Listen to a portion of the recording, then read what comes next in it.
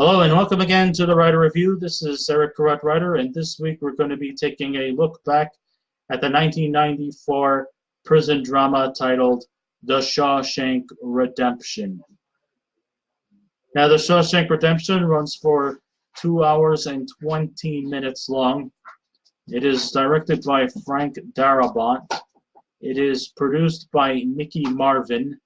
The script was written by Frank Darabont, and it is based off of the novel Rita Hayworth and The Shawshank Redemption by the king of horror novels himself.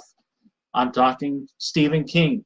This is Stephen King stepping out of the horror genre to make a movie more or less based off of a prison drama.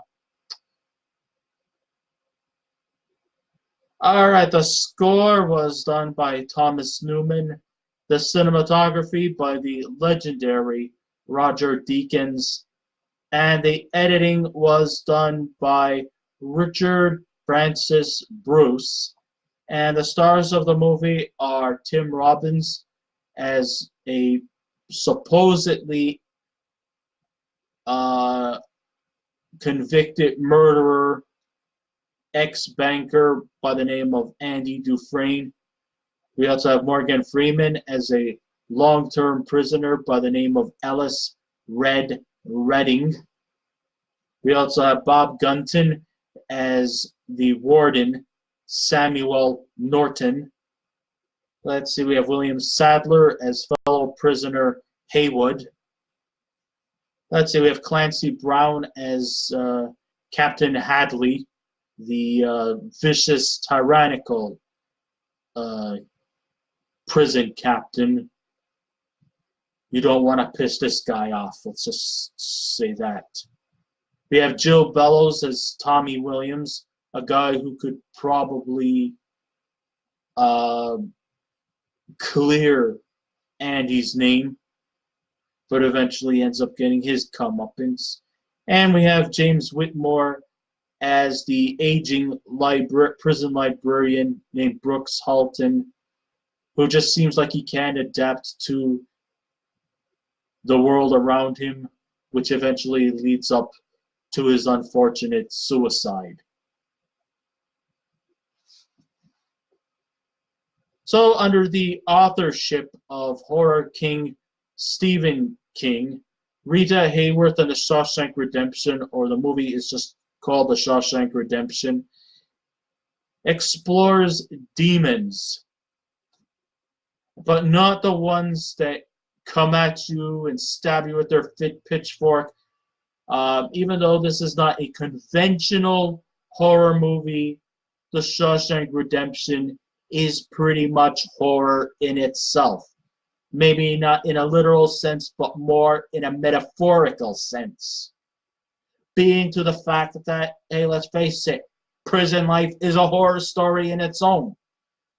Maybe you're not seeing the ghouls and the ghosts and all the creepy crawlies and the spookies that come up to you and give you a jump scare. No, nothing like that at all. This kind of a horror film deals with prison life. And if you want to know who the demons are, it's the people who are working in the Shawshank Redemption that are the demons. The warden, the prison guards, the cruel treatment that they do to these inmates. Yes, okay, I understand. Prison life is not sunshine and lollipops. Yes, prison life, you're going to be working your asses off. You're not just going to lie around doing shit all. You are going to get off your ass and you're going to work, and you're going to work so hard. You're going to wish you were in hell.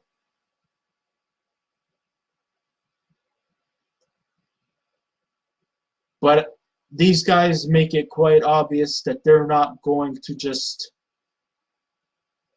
sit there and let the prisoners act like this is the Holiday Inn.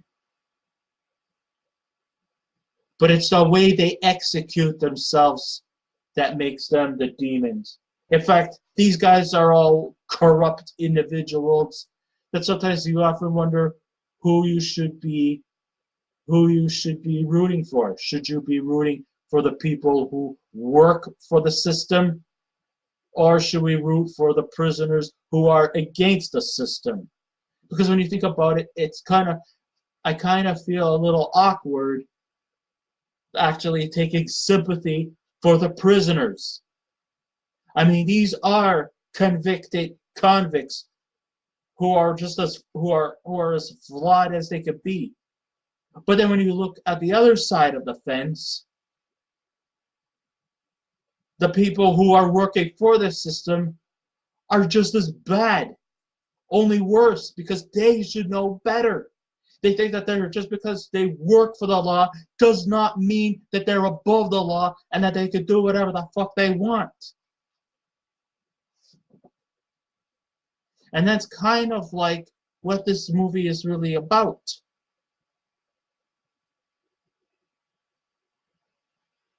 And no, they may not necessarily be the demons that may stab you with their pitchforks, but no, these demons are the ones that's hidden in you and finding ways to release them from your soul to eternity. So like his other masterpiece, Stand By Me, this is definitely not, the traditional horror fest that made Stephen King a cultural icon. Instead, what we have is an old-school structured prison drama about two life-sentenced convicts who embark on a quest to break free from the isolation of prison life and to either become free or die trying, whichever comes first. So located in the unforgiving atmosphere of the threshold from hell itself, known as the Shawshank prison, the prisoners are coming in by the dozens.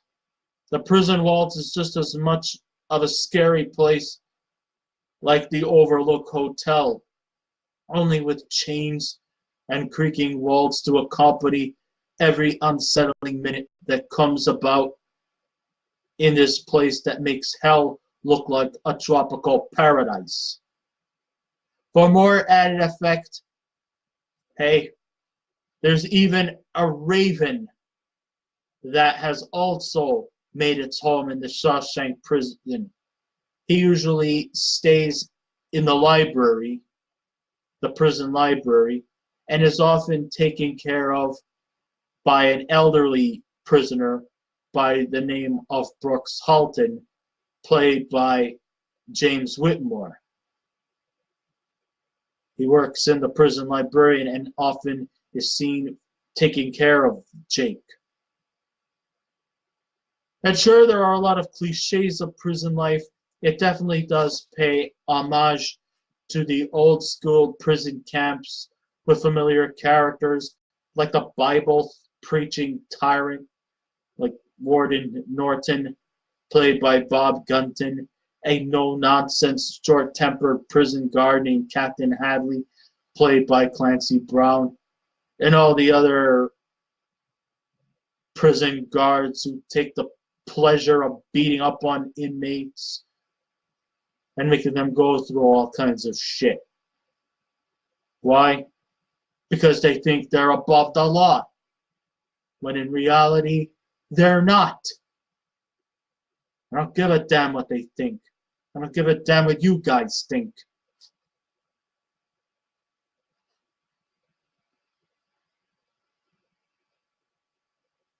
I mean, who's the bad guys here? The prisoners or the people who are working for the system?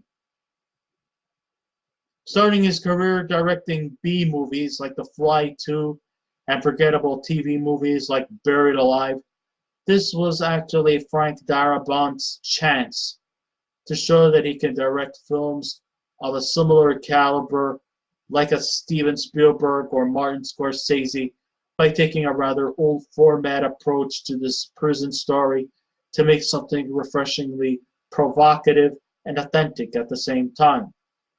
So while observing the hell that is prison life, with power-abusive guards, hypocritical Bible-thumping wardens, and prison food that comes with a side of maggots, this story could explain things better than King's novella in changing the way we look at things. And when we see this, we gotta thank the Creator for giving us the freedom we have as we speak. Kids at home, don't go to jail. Enjoy and live your life to the fullest. And maybe prison life may not be as bad as the over dramatic stuff that you see in the Shawshank Redemption. Still, just don't go. Life's too short. Make the most out of it. That's all I say. The main emphasis of the Shawshank Redemption is on the progressive friendship involving two prisoners of a large age gap. We have the former banker turned convict wrongfully accused of murder by the name of Andy Dufresne, played by Tim Robbins, and a regretful veteran prisoner named Alice Redding, played by Morgan Freeman. The opening scenes take place in 1947 as Dufresne was found guilty of murdering his wife and her lover, and while he's trying to prove he is innocent of all convictions, there is evidence his footprints were at the scene of the crime, and his irresponsible ways come into full effect as his handprints were on the weapon. And he was sentenced to life in jail, where he'll likely spend the years in Maine's unforgiving threshold itself, the Shawshank prison. When he is not working in the salt mines or doing all kinds of other laborious shit, Andy finds the time to do some hobbies, which includes reading, playing chess, rock carving, and his vast knowledge of finance and commerce. I mean, let's face it, just because you get thrown into jail does not necessarily mean that Andy's a stupid guy. In fact, no. He's actually kind of like probably one of the more intelligent inmates in prison. I mean, the guy, of course, was a former banker, so he's definitely got a savviness when it comes to business. And, you know, he seemed to have a lot of admiration from both the prisoners and even the law enforcement in the Shawshank prison. In fact, they actually led him on as to become their financial backup. So he doesn't have to actually necessarily go into the salt mines. He's actually now going to be their banker. But of course, it's basically just for their corrupted scams. Remember, they're the law, so they're above the law. Remember that? I thought so. Who could forget the early scenes where, you know, when Andy was first sent to jail, many people placed their bets that he was going to break down, but it wasn't. But just to show you just how cruel and tyrannical Captain Hadley was, he took a guy who actually did break down, and Hadley just practically like a vulture just attacked this guy, beat the crap out of him, and was threatening that he was going to send all the other prisoners to jail. He was going to, to the infirmary, actually, if he hears so much as a mouse fart.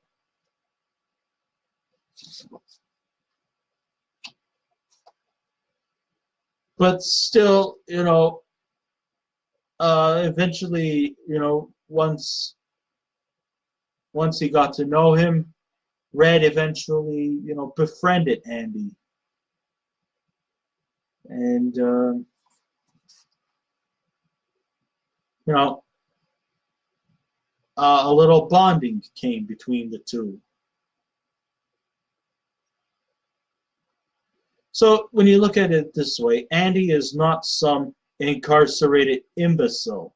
His powerful education and know-how has managed to turn his life for the better, even though he's behind bars. When Captain Hadley was lamenting about the tax collectors confiscating most of his inheritance money, Mr. Dufresne makes some negotiation of how Hadley can keep his full inheritance under the condition that they will get that each prisoner will get 3 free cold beers after working in the sun all day tarring the foundations on the roof. His knowledge in finance and investments soon begin to change the landscapes of prison life for not only his fellow prison inmates, but for those hard-nosed people who run the prison system. For the guards, he's now filling their taxes, while for his inmates, he's earned enough money to transform a run-down librarian that seems to collect more dust than books into a small library, to a bigger facility for the inmates to take advantage of. And sure, this was done in 6 years. Andy has become a symbol of perseverance. It's strange that, we can watch a movie and be sympathetic to a convicted murderer, but his message of determination makes us really care for him and hope that he'll be released anytime soon. However, though, there was this prisoner who goes by the name of Tommy Williams, played by Jill Bellows. Tommy might have been the key to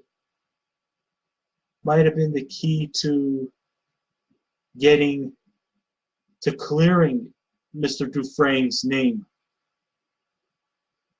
And he was willing to almost vouch for Andy. But then the prison guards eventually beat the shit out of Tommy. He was kind of a bit of a rebel, but he was a rebel with a heart. They beat the shit out of Tommy, and it was death. Of course, this also led to Andy saying, "Enough of this shit. I'm not staying here." So then he manages to somehow find a way to dig a hole through the prison walls and to come out. Sure, he'll end up in a big pile of feces, but once he goes past the gates, he will likely become a free man. I mean, if the prison system does not want him out of jail, then I guess he's going to have to find his own way out in hopes that he doesn't get caught. And definitely it's strange how we can watch a movie and be sympathetic to a convicted murderer, but his message and determination makes us really care for him and hope that he'll be released anytime soon. That feeling of determination is passed down to a friend named Red, who fears he'll suffer the same fate that Brooks did after serving 50 years in prison, only to lead him to suicide because he felt like a nobody in the real world with no friends or family. Brooks Halton's scenes will just truly make you cry. Here's a guy who's been in jail for 50 years. This is all he knows. The prisoners are like his children or his grandchildren, maybe even great-grandchildren, to the ones who are like in their teens or 20s. He gets out of jail and he just does not like the world around him. Sure, he gets put in a halfway house and has a job bagging groceries at a supermarket. But what kind of a life is that anyway? When you try to keep up, but your hands are hurt most of the time, and standing up is just quite laborious because he's gonna have to stand up for long hours bagging those groceries. And then in his spare time, he'll go to Central Park to feed the birds, and he hopes that Jake might come by to say hello to him. But Jake never shows up. He has nightmares at night, and he wants to try to at least find a way to get himself back in jail by either robbing a store or killing the manager. So, because he doesn't like this new life, and he finds that he's too old to commit robberies and murders, so I guess he decides to do one last thing. In his halfway house, he takes a knife and writes, "Brooks was here" on the wall. He grabs a noose, stands up on a table, lets the noose go, where he becomes asphyxiated, and he dies by hanging himself. And the guy was expected a life sentence, but instead, he gets released after 50 years in jail in one of the most heartbreaking, sad scenes. A scene like this can make even a grown man weep. And you want to know something? There's nothing wrong with weeping a little. It's okay to cry.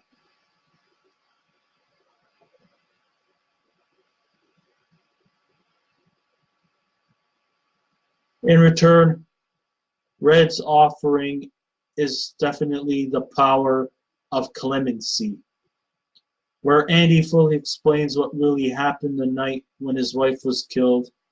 He confesses that he does take some responsibility for his wife's death, and his asking for forgiveness is that turning point to this very well acted and very well directed movie.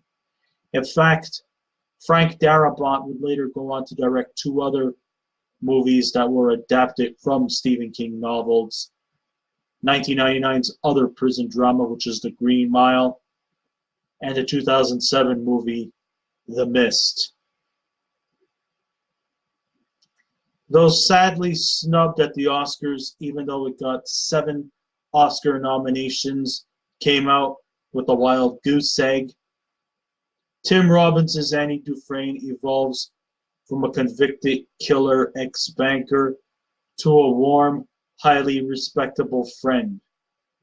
Other performances too. Morgan Freeman gives a warm performance as a veteran prisoner who finds the power of optimism, and his narration comes across as purposeful, then self-serving, like the other films that he's narrated. It was not like, I'm Morgan Freeman, and I'm definitely in love with my voice. Whenever I have the chance, of course, I will definitely narrate, because my voice is so good at narration. Okay, that's kind of the closest I could come to with a Morgan Freeman accent, but you get my drift. In the end, the Shawshank Redemption will likely fill your heads into thanking those around you that you have the freedom that you think in the outside world that should never be taken for granted. Try to keep yourself in balance. This is not a perfect world, and to live your life the fullest. Don't do anything foolish, because one sign of you doing something foolish, you'll eventually regret it. try and be careful of the things you say and the things you do.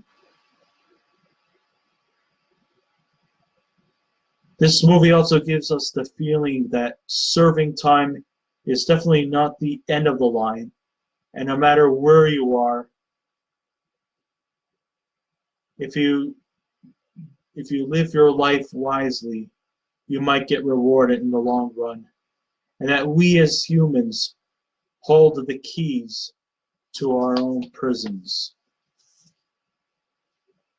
We, in the outside world, should realize that we have what is given to us. And that we should all embrace this moment. We should all live our lives to the fullest. And I think this is what this movie is all about. This movie will definitely tug at your heartstrings in all the areas that it should. From sadness, to anger, to intensity, to suspense. There might even be some small touches of subtle humor here and there, but not really too much. But it's still very, very effective in storytelling. To me, this is probably one of the greatest Stephen King adapted movies out there. In the past, Stephen King has had his novels adapted into film, and some were met with great success, while others had either shifted into mediocrity, and then others was just plain flat out shit. This movie succeeds beyond expectations, and I really, really highly recommend that people should come and should watch this movie. You will be mesmerized by the performances. There are going to be moments of feel good. There's going to be moments of sadness, heartbreak, and anger.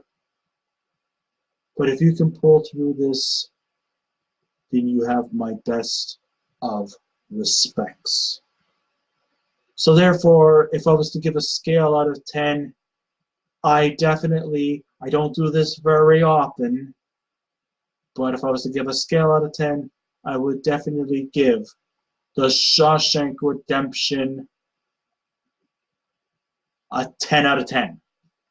This movie truly deserves a 10.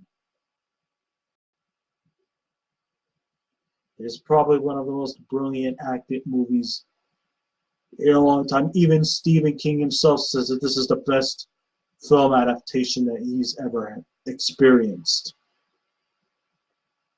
And I gotta hand it out to Frank Darabont, Nicky Marvin and company, Roger Deakins with his brilliant cinematography, Thomas Newman with his excellent score. This movie is definitely highly recommended. So I guess this ends my writer review. Thank you all for listening in. And if you wish to subscribe to my YouTube channel, please feel free to do so. If you wish to leave a comment, go right ahead. But just remember the 3 simple rules: be kind, be courteous, and don't be rude. And I will be back again with another movie review. So until next time, this is Eric Cartwright saying, keep watching those movies, and I'll see you around. Goodbye.